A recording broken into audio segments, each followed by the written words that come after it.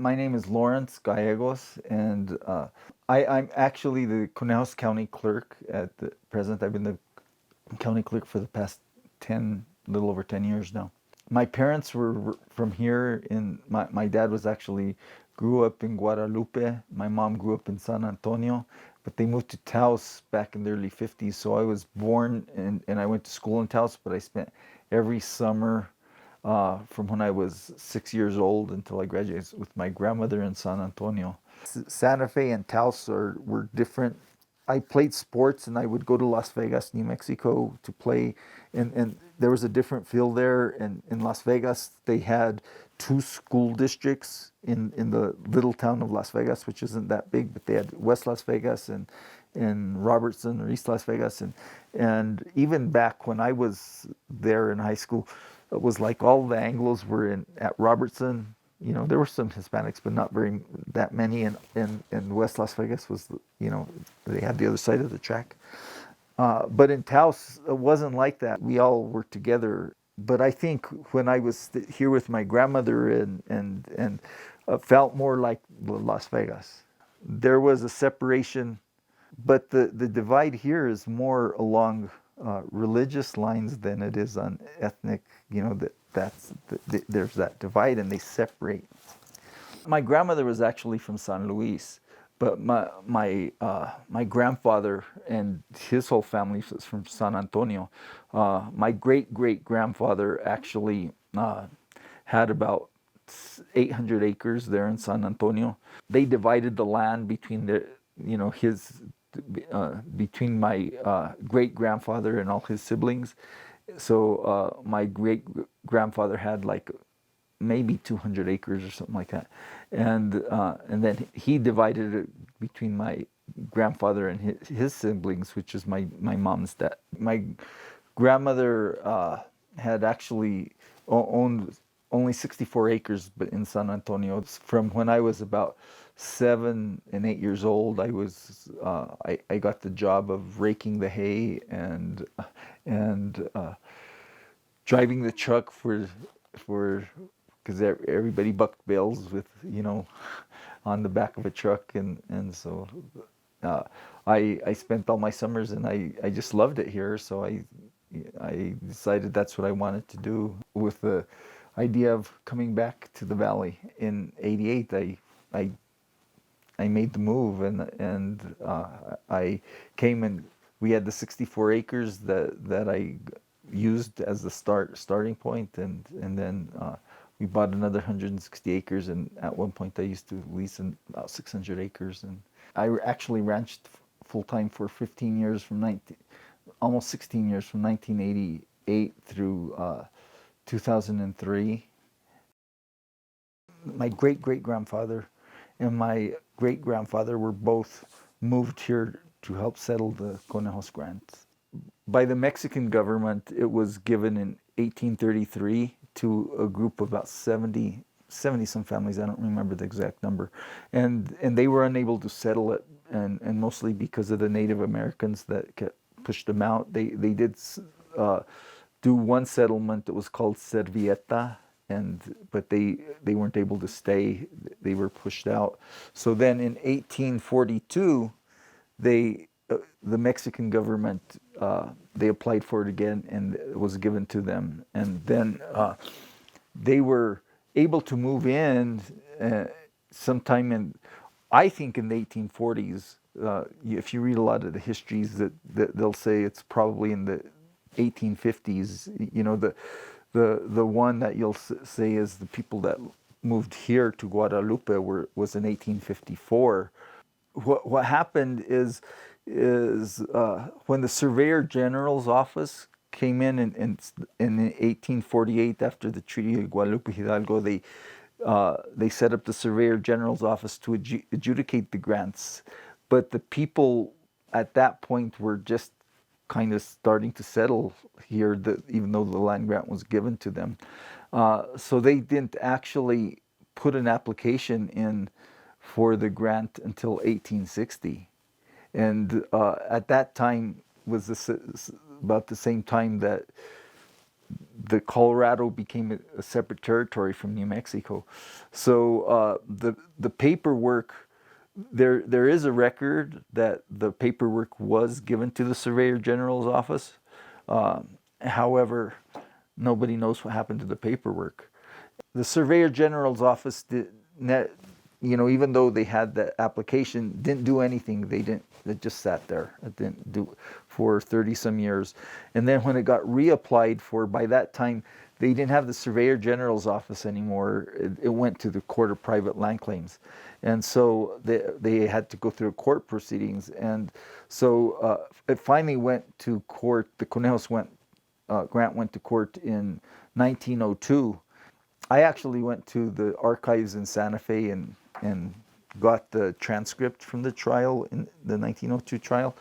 And basically what happened is when it finally went to trial, by that time so many things had changed on the grant. You know, the railroad had come in, they had found gold on part of the grant and everything, and American settlers had come in, you know, whether here in Conejos County, like the Mormon settlers had come in, and the towns of Antonito and La Jara and all the ones that got with that sprouted up because of the railroad. It wasn't the same, and the Homestead Act had happened in the or sometime in the 1860s, 62 or 64, something like that. And so they had given homesteads all over what was the grant. There was no way that they were going to just adjudicate the grant the way it was. And so when it came right down to it, the transcript, they denied the grant. And they did it on a technicality. The technicality was that they didn't have the paperwork. So, but that's the reason they gave for not honoring the Conejos Grant, even though it was more it fit more within the parameters of the Spanish or Mexican laws of the way land grants should be adjudicated.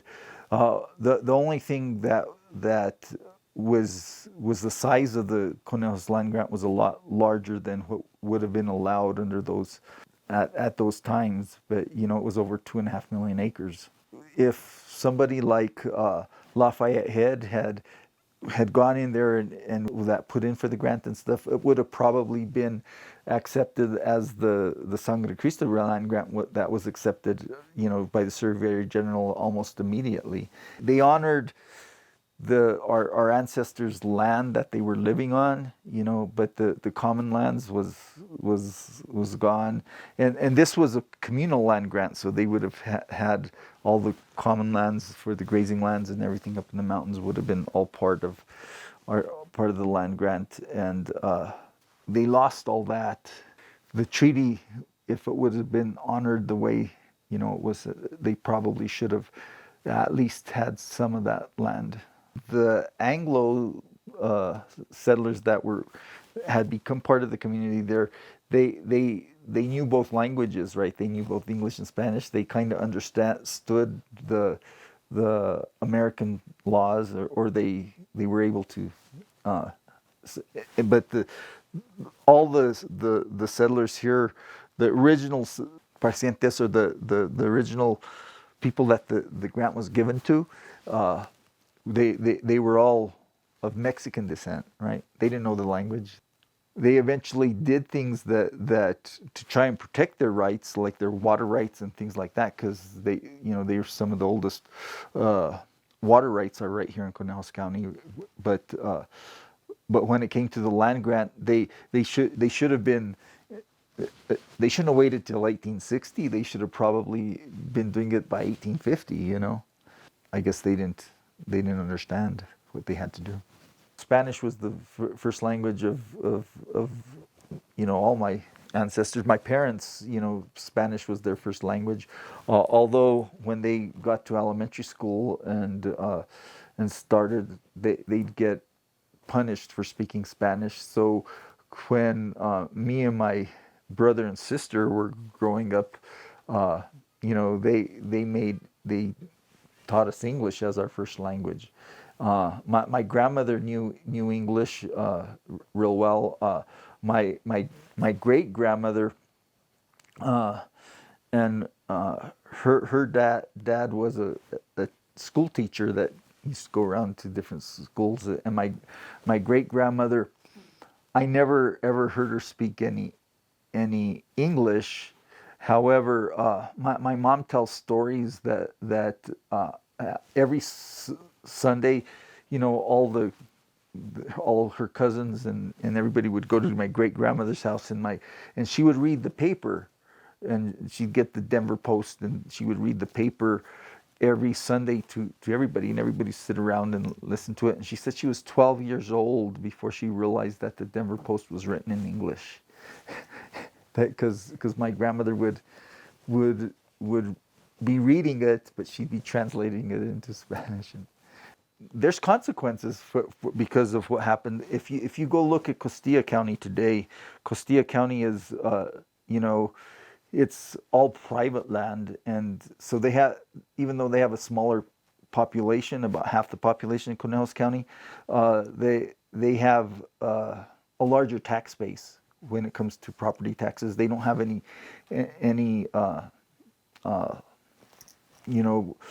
federal land, or very little federal land, and here in Conejos County, it's 60% of the county land mass is either federal or state land. Most of it's federal, So consequently, our tax base is smaller here, and so plus when it came to farming and ranching, the way it was set up before the land became part of the Forest Service or BLM land, so you had land speculators and stuff like that came in here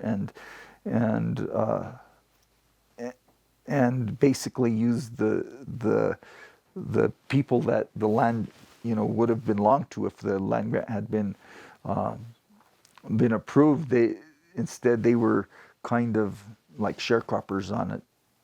If you ask me, the way water has been administered is kind of history repeating itself a little bit of what happened with the land grant. There's a lot of Hispanic farmers in the southern part of the valley that have some of the oldest water rights in the state of Colorado. A matter of fact, they were the first adjudicated water rights in the state of Colorado. Even though the older water rights, the first ones that were appropriated were the People's Ditch in San Luis, and they say that was the first one that was appropriated. But these ones went to court and they were adjudicated first. Okay, the first 60 some water rights here in Conejos County.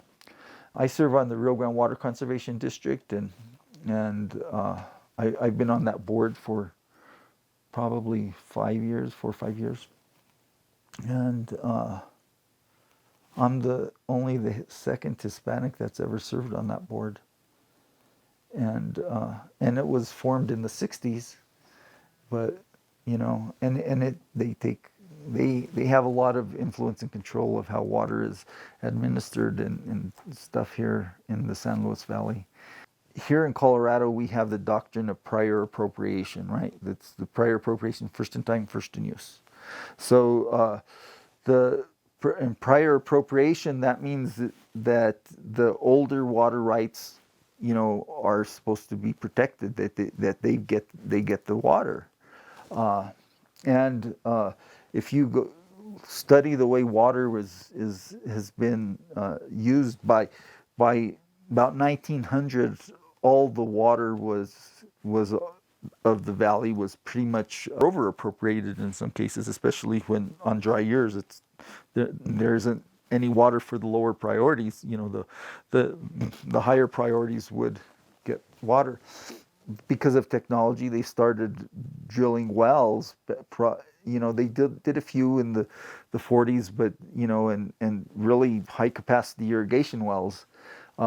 but the water was already appropriated, and the aquifers are connected to the rivers, right? So that means that that if you use water from the groundwater, that means it's taking it out of the river, essentially. The state went ahead and permitted over 6,000 high-capacity irrigation wells from the late 40s, but mostly through the 50s, 60s, 70s, and finally they put a moratorium on well drilling in the 80s or something like that. They knew something wasn't right because they started falling behind on the Rio Grande Compact and all this. They fell almost 1 million acre-feet behind in the Rio Grande Compact and everything in the 60s, and New Mexico and Texas sued and everything, and they never curtailed anybody to pay compact because when they did studies for the compact, their studies, they felt that the return flows to the rivers were going to pay the compact. Okay, but what happened is they started drilling all these wells, and they started pumping all these wells through the 50s and 60s, and because the compact took effect in like 1939, and so from 1939 to about 1950, the return flows paid the compact, like the study shows it was going to do, but they did absolutely nothing about it. And then until New Mexico and Texas sued. Then in 1969, when all that happened, the legislature passed the law that said they need to bring all the wells within the doctrine of prior appropriation. They had to, in other words, they had to set up rules and regulations. The depletions to the aquifers and to the rivers and everything, they're supposed to pay those back. And this was a statewide law, so they had to do it in all the basins of the state, okay? And so by 1975, all the basins of the state that used groundwater had passed rules and regulations. 1975.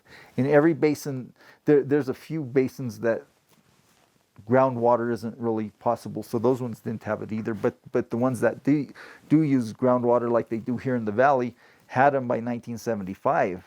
Okay, except on the Rio Grande. Now in the Rio Grande, they kept coming up with things like the Closed Basin Project and other different ways to try and mitigate some of the problems. But instead of passing rules and regulations, they didn't do it. They promulgated rules and regulations, and they put it before the court.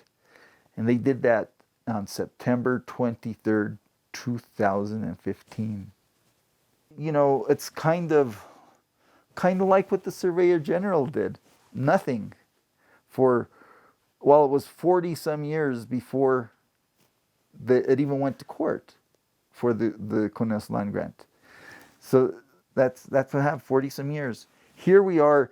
The legislature and the law says that they needed to do rules and regulations, and it's languished and sat there for 40 years. To this day, even though every single high capacity irrigation well is junior to us, that not a single well has been curtailed in the San Luis Valley. And you look here in Conejos County, you know, you've got a lot of, you don't have the number of center pivots and stuff like that where you have in the northern part of the valley and stuff. But these wells out here are in the confined aquifer, which is the deep aquifer. Over there, you have the majority of them are in the unconfined. The aquifers have dropped, you know, 50, 60 feet in places or more, and so they're losing water. So you get water comes down the river instead of getting return flows into the water that's going into the aquifers to try and fill the hole that has been caused by overpumping. You know, you can go here to Lovatos or out here east of Romeo or even up towards Mogote and those areas that had plush, you know, really productive areas that you know, some places they're lucky to get a little bit of pasture where they used to get, you know, a full crop of alfalfa. And it's a complicated, It's engineers and lawyers and everything are all involved. So it's kind of intimidating for a lot of people. You know what I mean? To try and fight. What's going on. How the water's following the money. That's what's happening. It's a small guy that you know uh, that has 10, 15, 20 acres isn't going to compete with the guy that has 10, 12 center pivots. I'm no different than anyone else in that I want to protect, my interests, and they're there to protect their interests. My interests are different from their interests. You know what I mean? And in the long run, I think that when you're flooding and you're doing things, maybe it's not quite as efficient, but it's more sustainable. The way my great grandparents did it or my grandparents did it, and they did it through the acequias and did that way. Well, maybe it's not totally efficient, but there's still going to be that resource there for the grandchildren or the great grandchildren or the great great grandchildren. Then the aquifers will be full, and everything will be it'll be inhabitable. And in 2002, we had the worst drought on record here, and that year we didn't raise we raised we were putting up, I don't know in tonnage what it would be, but we were putting up about 30 to 35,000 little bales. We were still using little bales and the bale wagon and that kind of stuff. And that year we went from raising 35,000 bales each season to about 1,200. And we had and we had a lease on the leases were costing us about $12,000 a year, and and we only made 1,200 bales, and so we didn't have enough feed to feed the animals, so we had to start selling, and we sold half the herd so we could feed the other half of the herd, and then all of a sudden it wasn't financially. And we had several years of drought, not just one, but that one was pretty much made it. So I had to get off farm. We have 220 acres, and we do it on a lot smaller scale, we've got to use the land, and we have to use the water, and so we're not just going to make it go fallow. So we're raising 15, 20 animals that we sell. Keeps us in our freezers full. Even when I was younger, the economy of Antonito had twice as many businesses when I was little than they do now. I think La Jara the same way, and now you have Alamosa, and everything that's like the hub, and we all go over there to spend money, and they'll come over here to go hunting or to ride the train or whatever. But you know I think well, all of I think it's not only here, but a lot of the country, that rural areas have lost, their economies have been depressed for a long time. Uh, but I think the agricultural economy, the way it is you could say it's more thriving up in Center or Alamosa counties or wherever, uh, and but uh, but it's because of the way, whether it's discrimination or whether it's the way they've had more political power push or whatever to do things where, like the water situation, where we get to pay the compact, we get to pay the everything, and they get to increase their production and use more of it. I just think it's just hurting the people here. I feel when it comes, it's porque son mi gente, my, you know, the people here in especially southern part, the economy is hurting so bad, but they're instead of going out there, they start blaming each other instead of blaming, finding out what the root causes of things are. Half of the people here, or maybe more than half of the people here, we're all heirs to the Conejos Grant, and they didn't, but probably 90% of them don't even know there was a Conejos Grant.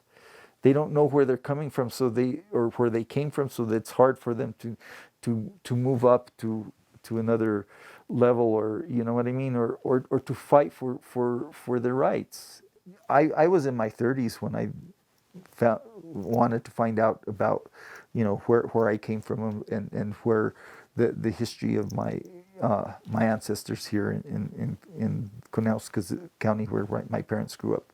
If there's injustices, well, let's try and stop those injustices from happening. But there's hope that this is a beautiful part of the world that we can make it a better place. We can do it, and let's try and do it in a manner that we'll have something there for our grandkids and great grandkids. Who you are, whether it's your ethnicity or your party affiliation or whatever, we're all in this together. We need to try and work together.